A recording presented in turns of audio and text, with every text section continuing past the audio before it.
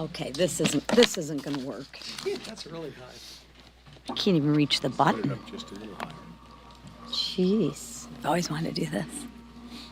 You can raise it after me. Well, good morning, everybody, and Happy New Year. I want us a little somber today, but yesterday our conference lost an extraordinary member, colleague, Doug LaMalfa. Doug LaMalfa devoted his life to serving the people of Northern California. He cared deeply for his community, and he stood proudly for the people and the land that he loved.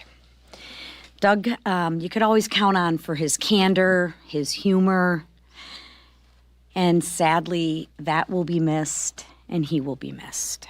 Our thoughts and prayers are with the LaMalfa family, his wife Jill, and their 4 children, as well as his constituents that he served and cared about so deeply. But even in grief, House Republicans are getting back to the people's work. This week, we're cutting red tape to make it cheaper to build and furnish a home. We're advancing 3 appropriation bills that ensure spending is accountable to the people. And that's a massive shift from what Democrats have done and have prioritized over the last 4 years. We need to look no further than Minnesota and the Waltz waste scheme, of which I'm sure our whip will have something to say about later. I want to be very, very clear about what this Waltz waste scheme was. Democrats took money from our kids. Democrats took money from your kids, the kids who need it most, dumped it into fraudulent daycare facilities, and turned the other way when this abuse was reported. This has been their pattern, so this really shouldn't surprise anybody. But what's happening there is absolutely disgusting. Tim Walz can announce that he won't run again for governor, but he will still be held accountable by House Republicans, and that's exactly what we're doing this week in the House Oversight Committee. Republicans' efforts this week build on what we delivered in 2025, the largest middle-class tax cut in history. Yes, ladies and gentlemen, the Democrats voted to raise everybody's taxes, but we didn't let that happen as Republicans. We eliminated taxes on tips, on overtime, and tax cuts for seniors. We expanded the child tax care credit and delivered real relief for working class families. Now, we're going to further continue relief by lowering costs on housing, energy, and health care. Democrats can either get on board or explain why they're still defunding the policies that caused this crisis. And they're defending these policies that caused this crisis. Lastly, I want to end with recognizing President Trump and the actions that he took this weekend to protect American lives. For years, Maduro's regime turned Venezuela into a pipeline for deadly drugs, fueling one of the leading causes of death in our country. I think we all know somebody who has died from a drug overdose. President Trump stepped in and decisively took action. He didn't shy away from putting America first. He didn't shy away from taking action, and that's the bold leadership. That's exactly what we're bringing back to this country, and that's exactly the bold leadership that this country needs. And it's the same bold leadership that we're bringing to the House this year. With that, I'm proud to turn the floor over to one of my colleagues and friends, Carlos Jimenez, who is acutely aware of the situation of what's going on. So with that, Carlos. I want to thank our conference chair. Thank you, Lisa, for this opportunity. And again, our hearts are with Doug LaMalfa and his family. It was a great loss. Doug was a super guy. Turning to the topic of Venezuela, the number one job of any government is to protect its citizens. And for years, international drug cartels terrorist cartels have been killing hundreds of thousands of us in America, and we've turned a blind eye. And so we have failed. We failed miserably in the number one job of any government, which is to protect its citizens. Donald Trump has reversed that, and with the arrest of Nicolas Maduro on Saturday by FBI agents, assisted by the way, an incredibly capable military and an operation that was unbelievable and will be historic in how it was all carried out. This administration has arrested Nicolas Maduro and his wife and brought them to face American justice for his hand in killing and harming Americans and in also harming American interests. Make no mistake, he was and he is the leader of the Cartel de los Soles from Venezuela. That's one of the cartels responsible for the deaths of, like I said, tens and hundreds of thousands of Americans for years. And so I think this is the beginning of, this is not the end of this struggle, because we have other cartels that we got to look at and destroy as they've had a hand in killing us here in America. And so on behalf of the people that I represent, I want to thank President Trump for the decisive action that he took. The people in Miami, the people of the area that I represent, are very happy that Nicolas Maduro is out of the way. And now, hopefully, it paves the way for a free and democratic Venezuela. A Venezuela that is not an adversary of the United States, but a Venezuela that is an ally of the United States, and a Venezuela that is no longer ruled by an illegitimate leader, because Nicolas Maduro is, in fact, an illegitimate leader. It was proven by Maria Corina Machado and Mundo Gonzalez when they won their elections a year and a half ago by over 70%.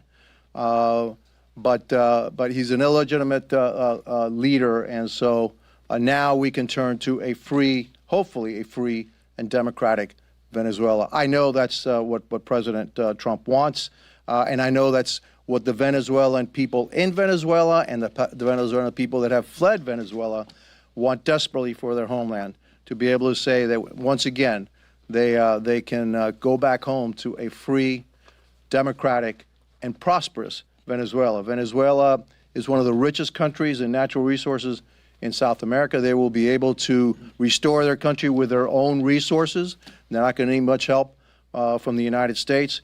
And there are people that are already waiting, including Maria Corina Machado, to take the reins of power. It's going to take a while. This is not something that's going to be done overnight. This regime has been in power for about 25 years. We don't want chaos. We don't want bloodshed in Venezuela, and the Trump administration is working hard to make sure that that doesn't happen, but that at the end, there will be a free and democratic Venezuela. And again, I want to thank the President for taking his decisive action to protect American lives and American interests, but also to restore freedom and democracy to the people of Venezuela. Thank you.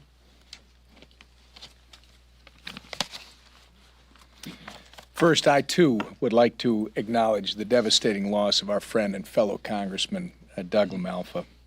Doug was a loving father and husband and a staunch advocate for California's 1st Congressional District and rural America. Our prayers, we will probably say over and over for the next few days, are with Doug's wife and family as they grieve this unimaginable loss. Since I last stood at this podium, the extent of the Somali fraud in my home state of Minnesota has been exposed even further. 23-year-old independent journalist Nick Shirley put the sheer brazenness and magnitude of the fraud on full display by uncovering $110 million in daycare fraud in just one day. He simply looked for fraud and found it in a matter of hours. Our embarrassment of a governor and sorry excuse for an attorney general had 7 years to address it, and they didn't do a thing. I will also point out that our media has been asleep at the switch and has refused to do their job, which is holding people accountable on both sides of the aisle for their failures. Our worthless paper back at home is actually run by our governor's former commerce commissioner. And all they're still doing is trying to cover up for what is clearly one of the biggest fraud stories in the history of this country. From food nutrition assistance meant for children to fake autism centers and empty daycares. Tim Walz and Keith Ellison allowed fraudsters to take advantage of hardworking taxpayers at every turn. And now Walz is running scared. But let me be clear. Tim Walz dropping out of Minnesota's governor's race will not exempt him from the storm of accountability that is heading his way. Between the Oversight Committee's congressional investigation and President Trump's decisive action, Walz can try to run, but he's not going to be able to hide for long. The first assistant U.S. attorney for Minnesota revealed that the rampant fraud could reach a staggering $9 billion. Of the 98 people charged with fraud, 85 of them are Somali. Let me repeat again, that's $9 billion stolen from hardworking Americans to fund lavish lifestyles for Somali fraudsters and bankroll al-Shabaab terrorists. And I have 3 words regarding Somalis who have committed fraud against the American taxpayer and have refused to assimilate as Americans. Send them home. Our nation will no longer tolerate those who take advantage of our charity and refuse to assimilate into our culture.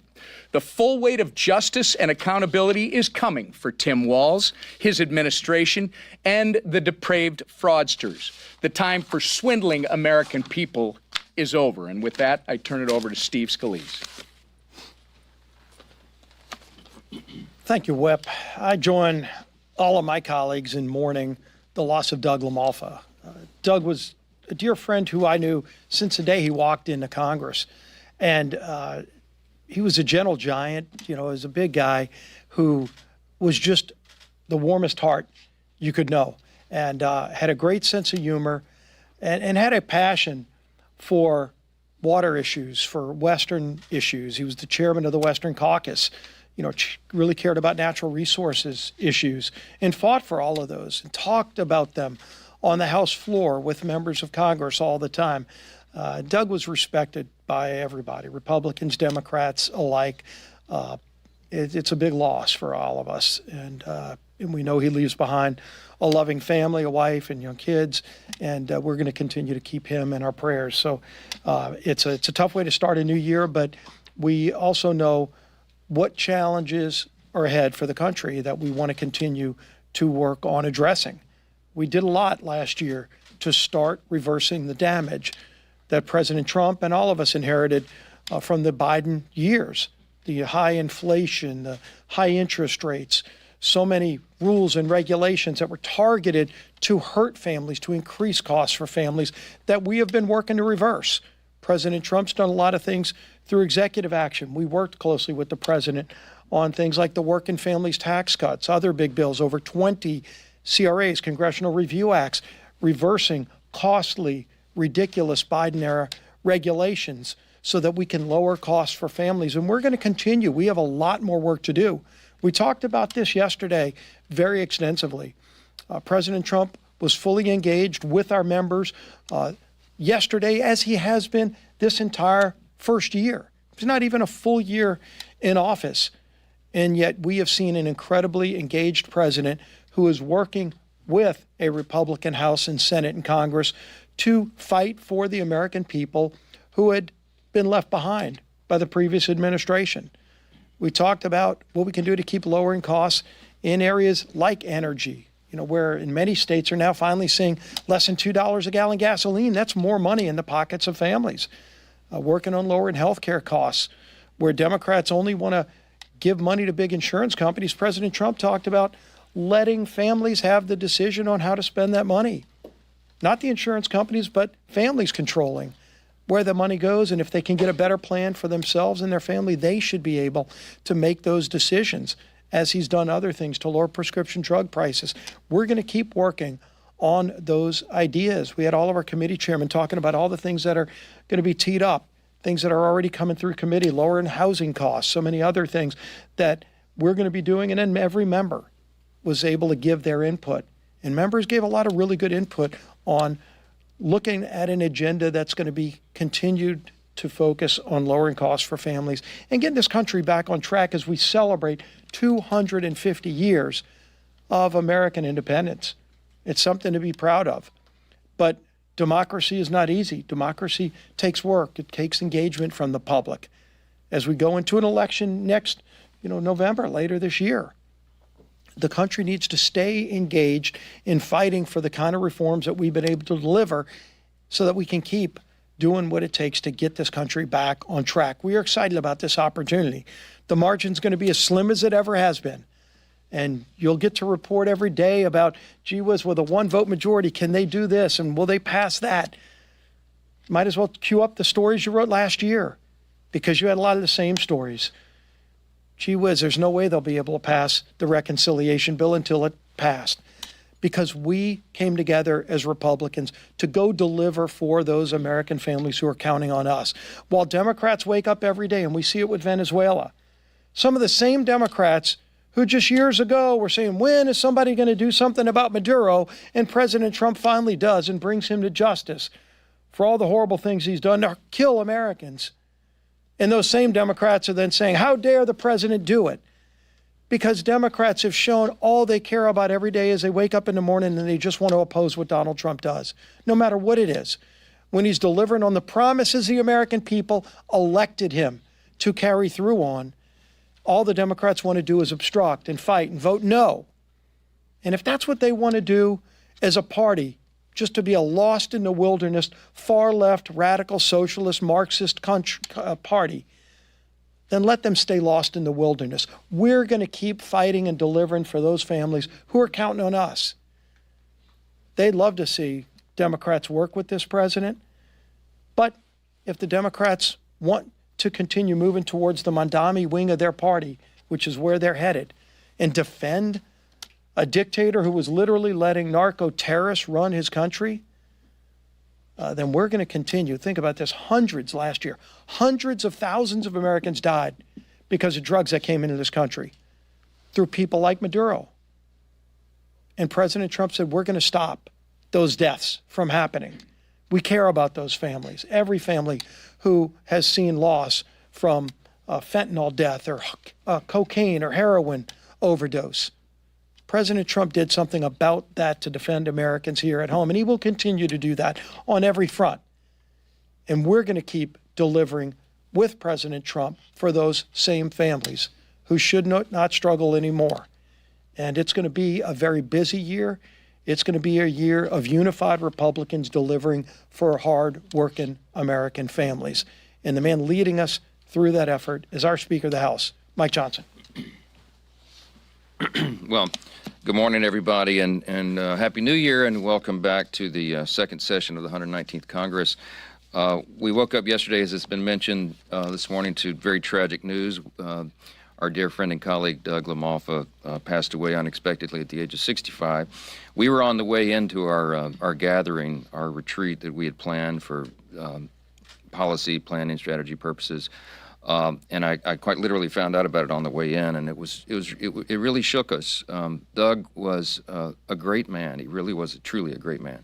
He's a lifelong resident of Northern California and deeply loved the people he represented. He was a fierce fighter, as you've heard, for his state's its vast natural resources and its beauty, and the people he represented. And there are stories coming out from his constituents about how dedicated he was to the people he served, and how in that vast area of Northern California that he covered, he would drive hundreds of miles to go meet with just a handful of constituents, and people would ask him about the wisdom of being on the road so much. And he said, I represent them just as much as I do the people in the big city, and they deserve to have their rep. And we just love that spirit about him.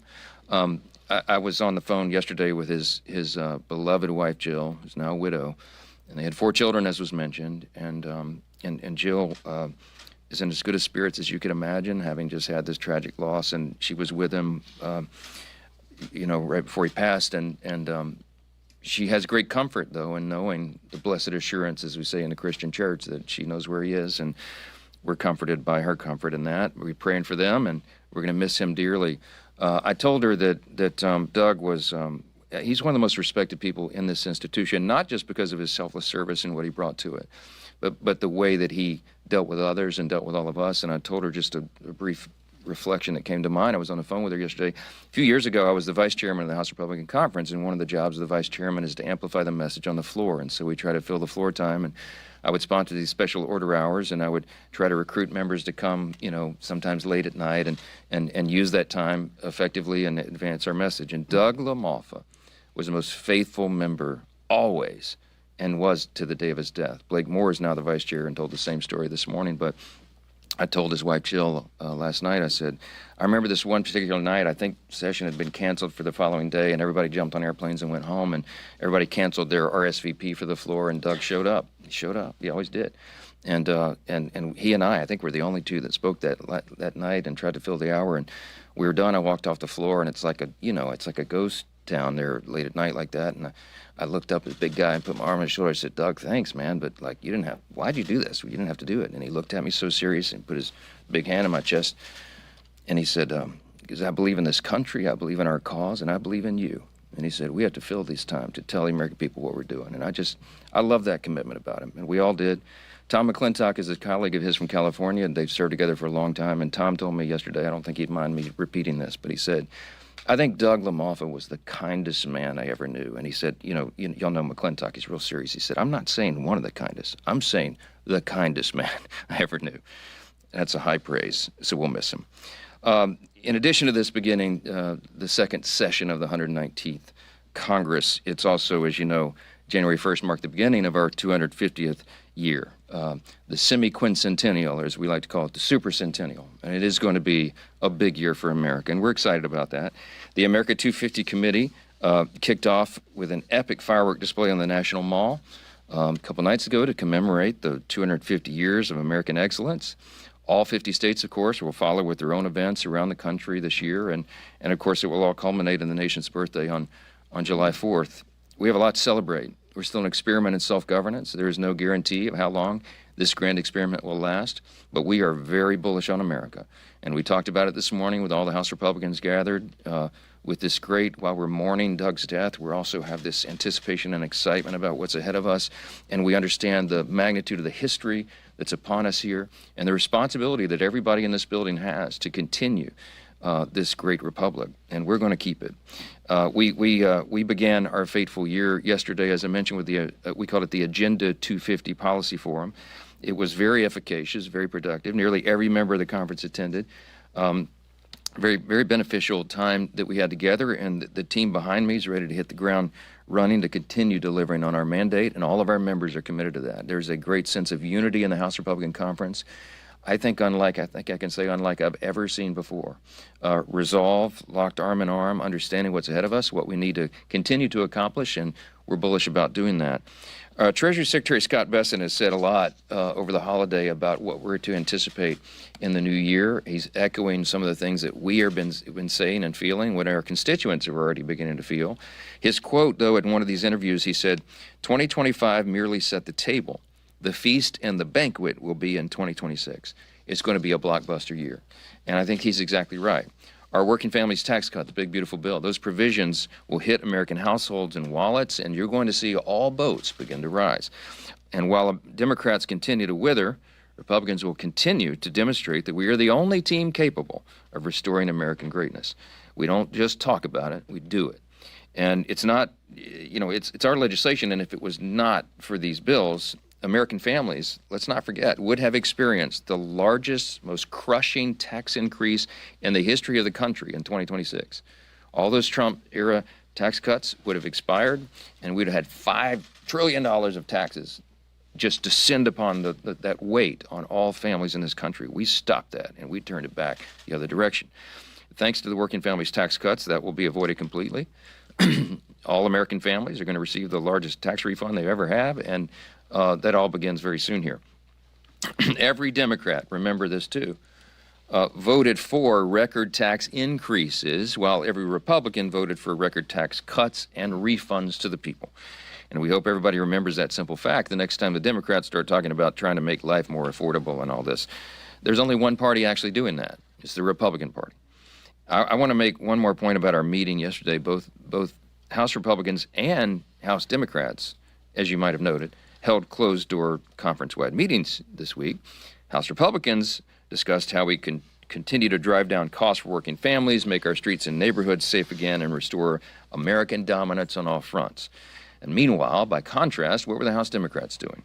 Well, they held an emergency meeting to determine how to think about the successful ousting of an illegitimate narco-terrorist dictator who killed dissidents, poisoned Americans, and plunged 90% of his country into abject poverty. Nicolas Maduro, who the Biden administration placed a $25 million bounty on, is no longer terrorizing the people of Venezuela anymore. I'm so grateful for Congressman Jimenez, who came in to share his perspective as a South Floridian and Miami person, resident. They understand this as acutely as anybody. Because the action was taken by President Trump, Democrats are apoplectic. They claim they didn't like Maduro either, but because President Trump took action, as was noted earlier, they're now critical of it. They're going to cut off their own nose to spite their face. This is the modern Democrat Party. Instead of a caucus-wide therapy session, how about Democrats acknowledge that it's a fundamentally good thing for freedom-loving people around the world that Maduro is gone? And I want to reiterate what I said following our Gang of Eight briefing yesterday, which was the 20th such briefing by the Trump administration to Congress regarding Venezuela. And there's more scheduled this week, as you know, in about an hour or so, to 45 minutes.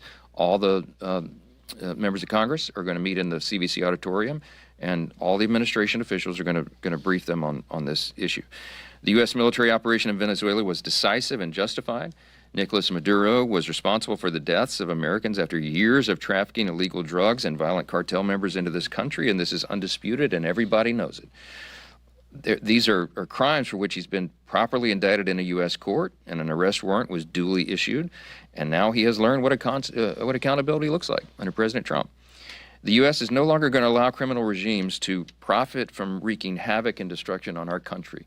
That's what the American people voted for. They wanted to return to the rule of law, insanity at the border, and they wanted this kind of nonsense and dangerous activity to stop. Republicans are putting Americans first and succeeding where others have failed. The operation demonstrated the unmatched, by the way, precision, effectiveness, professionalism, and capacity of the U.S. military. There's no fighting force on the planet capable of doing what we can do. And you should sleep well at night knowing that you live under the blanket of that protection. Our brave military was in and out of Venezuela in 2.5 hours, and there wasn't a single American casualty. It's really something that everybody should respect and applaud. And because I'm sure you'll have questions, let me be clear. The Constitution gives Congress the power to declare war. There's no dispute about that, of course. But we are not in a war in Venezuela. The Constitution also vests the president with the power as commander-in-chief that he can use to deploy military forces to address threats to the U.S. and enforce our laws. And that's what happened here. It's exactly what happened here. The War Powers Act has been cited by Democrats. It only requires notification to Congress within 48 hours of the initiation of hostilities. It does not require prior approval. And they properly notified Congress. And I've mentioned publicly, Secretary Rubio called me at 4 a.m. To notify the Speaker of the House of what was taking place and why. Despite the claims, by the way, they submitted that to us in writing as well. They checked all the boxes, did everything they were supposed to do.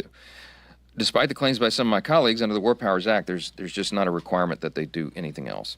I'll address appropriations, take your questions. This week, the House is going to advance, as you heard, the next set of the FY26 appropriations bills. We're going to continue our strides to restore regular order around here and get back to the appropriations process. We're not totally there yet on the full, what you would fully call regular order, but my, have we pushed this boulder up that hill. And it's been quite an effort, as you know. Since I became Speaker 2 years and 3 months ago or so, I started talking about this, the urgency, the necessity of us getting Congress back to work the way it's supposed to. And we've made big strides in that now. And so this week, as you know, we're going to advance energy and water, commerce, justice, science, and the interior environment appropriations bills, 3 more in that package. We have plans to do the next 3 next week, and then we'll continue. And I want to say, this is bipartisan effort. You got both parties working on this, and that's to be applauded. Our appropriators worked very hard through the Christmas holiday to have these bills prepared on our return. They worked through the holiday, and my team, all of us, we worked. We didn't take any time off to make sure this would happen, and we're grateful for all that work. These 3 bills spend less than if we had advanced another continuing resolution. They deliver critical priorities for House Republicans' districts, and they continue to advance President Trump's America First agenda. With just 3 weeks to go until the funding deadline, we're very hopeful, very bullish that this package of bills is going to continue our good momentum towards completing annual appropriations with regular order without a bloated, wasteful omnibus spending bill. And I'll close with that and take your questions. But I told the House Republicans just now, I said, don't lose sight of this great Christmas blessing. We did not have a Christmas omnibus nightmare situation for 3 years in a row now. Why? Because Republicans take our responsibility seriously. Yeah, go ahead. When President Trump has talked about military action in Greenland, he said that there didn't need to be military notification or that this wasn't a war act in Venezuela. If there is military action in Greenland, would Congress need authorization? And also, would Congress need authorization for control, need to have power of the purse for control of oil in Venezuela? Okay, let me address them in turn. We're not at war with Greenland. We have no intention of being it. We're no reason to be at war with Greenland, okay? Everybody knows there's geopolitical and strategic importance of that landmass, and that's what everyone has talked about. By the way, this is not just President Trump. I think this goes back to Truman. Like many presidents have acknowledged the strategic placement of Greenland and how important that could be to our country. And the president's talked about that, rare earth minerals and other things. They're talking about diplomatic channels for this, okay? There's lots been said about it, but I know this personally because I talked to the governor of my state a couple of days ago, Jeff Landry, who has been appointed to be our person there, our individual who would go and help with these negotiations. So that is in America's interest. It is not, I think it's not against Greenland's interest. There's a lot of thoughtful discussion to be had there, and that's what we expect is going to happen. So all this stuff about military action and all that, I don't think it's, I don't even think that's a possibility. I don't think anybody's seriously considering that. And in the Congress, we're certainly not. Okay, so wait, with regard to Venezuela, we have to see what plays out. I went to the Gang of Eight briefing. It was very detailed, as even the Democrats who are grumbling about some of this, who were in that briefing, will attest. They have said as much.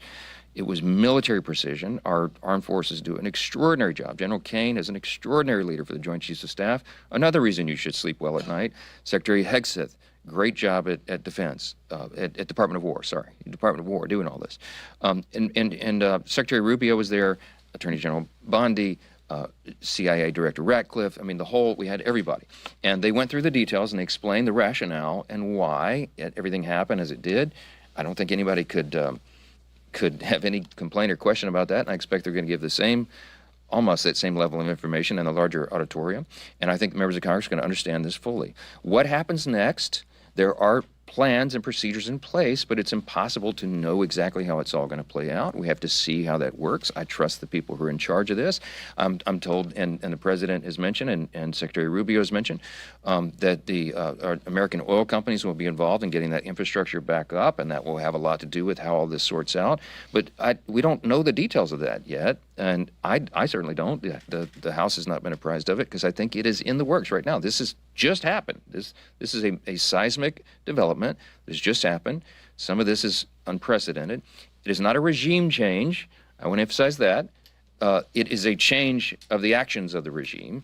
As you know, they have an interim president now, and so we're not boots on the ground. We're not occupying Venezuela. We haven't declared war on Venezuela. We went to get a criminal who had been indicted in a U.S. court under our due process, and we're going to bring them to justice on American soil. We should applaud that. It's going to stop the killing of millions of people. Yeah. Just to follow up, because you say that the military action is not going to happen. So then, is it responsible for the White House to continue to raise the specter of military action? They said very explicitly.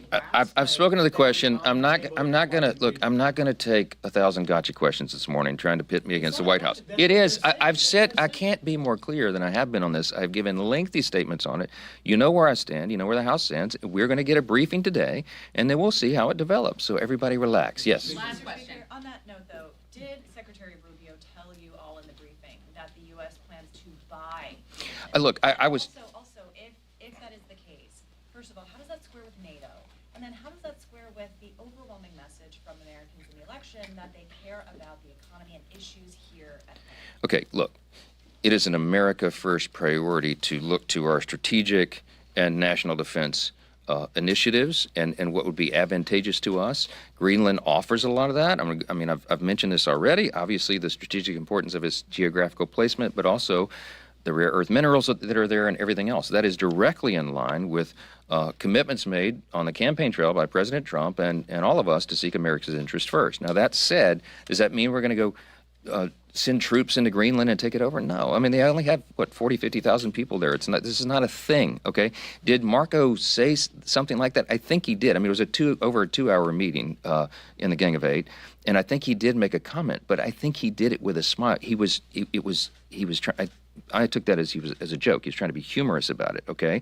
Do we know whether there's going to be some sort of financial arrangement in these negotiations? I mean, none of us know, but Marco did not go into the Gang of Eight and say, we're going to buy Greenland. That's not what happened, okay? Marco Rubio was a long-serving member in Congress, in the Senate. He has very close colleagues and friends with most of us in the Gang of Eight who were in that room, and we spoke as old friends and colleagues, and it was a relaxed setting because we all know one another, and everybody in that room knows that Marco Rubio is an honest broker, and in my view, the most highly qualified person. He is a gift to America right now with his insights, particularly on these issues, Western Hemisphere and Venezuela and all the rest. So he is one that's highly respected in that room, and even when you disagree with some of the play calls, they can't dispute anything he said. And look, everybody understood the context of that conversation. It was obviously supposed to be off the record because we're in the skiff and it was highly classified. But there were a lot of things said back and forth that you should not be running with as headlines as if it's some sort of new U.S. policy. They wouldn't have broken it in front of Chuck Schumer in the Gang of Eight meeting. Okay? Yeah, well, last one, yeah. The president, as you saw, said that he is going to get 50 million barrels of oil or something from Venezuela. Does the president have the authority to unilaterally seize oil from Venezuela and then use the money from the sale of that oil as he sees fit, as he said he's going to do? I hear Congressman Jimenez over my shoulder, who's the world's expert on all this, saying that is sanctioned oil, okay? And I'm not going to get up here and tell you the details of all these developments because it's still being developed. There are a lot of ideas. There's some brainstorming being done out loud by all sorts of people, many of whom are not even authorized to have these conversations. I would not run with too many of these headlines right now, okay? I'm telling you that all of this is developing right now. I am very confident we have steady hands at the wheel, and then this will be figured out. So stay tuned. Thank you all. Do you have a date for State of the Union? I believe State of the Union is going to be... Sorry, do you want to Can you say that? That's important to say. Get back to the podium. You got the breaking news, Mr. State of the Speaker. Union will be when? I think the date, this is off the top of my head, I think it's like maybe February 24th we're looking at, okay? It'll be soon. We were looking at some alternative dates and trying to figure out what works, but I think that's the week that we're in session and in mid to late February, and that would be the preference of the White House. But just wait for further development, but I wanted you to know it's coming. It's coming. Are you concerned with the death of Mr. LaMalfa and what happened, obviously, with Marjorie Taylor Greene resigning? Is your majority in jeopardy? Is it so tenuous that the House could flip during this conference? No. Can I give you my honest reflection on this? Okay. As was noted earlier, we've been working with it. Sorry, I didn't want to do all this. We have been working with a razor-thin majority since I became Speaker. And as you know, at many points in the last year, we had a 1 or 2 vote majority at any given moment. The passing of Doug was a shock to us because we'll miss him as an individual. But this is the group that has demonstrated over and over and over and over that we defy expectations and make history. Look, we do this. It's a very simple thing, okay? This is not the acumen of Speaker Johnson or necessarily all the teamwork of the Republican conference. This is because, I'm going to be very honest with you, I'm a person of deep faith, and we trust in God. That is our national motto, and we act upon that. I put up one slide this morning at the end of the conference, and it's a favorite that I have on my phone, and I shared it with everybody, and it's an image of the Red Sea party, okay? And some of you guys are going to mock me for this, but look, we just came upon the 250th anniversary. We just started the 250th anniversary of the greatest nation in the history of the world. Our founders and the framers of the Constitution, the founders, including George Washington, the father of our country, used to speak openly about his belief, his solemn belief, that it was divine providence that allowed us to create this great country. I believe that is the secret of our genius. It is the reason we have become the most successful, most powerful, most prosperous, most benevolent nation in the history of the world. And we do well to remember that, and we do. And I believe that God's not done with America yet. Can I put it to you that way, Chad? God's not done with America yet, and it's up to the people in this building to keep this great republic going for another 250 years. And One flu session away, one flu season away from losing the majority. none of us are guaranteed tomorrow. None of us. We don't know what's going to happen. The Bible says you don't worry about tomorrow. You focus on today. Today has enough trouble as its own. We do that every day. We're going to keep delivering. Those seas are going to part when necessary. We're going to keep this great republic. And I know I'm going to be maligned for saying that, and I don't care, because that my worldview is we give God the glory. I believe God has blessed America. I believe it is in Him who we trust, and I think we do well to remind everybody of that. I'm not worried about the numbers. I don't get up in apprehension or anxiety in any day. I get up every day with hope and anticipation to see what God's going to do for our great country. Thank you. Thanks, guys.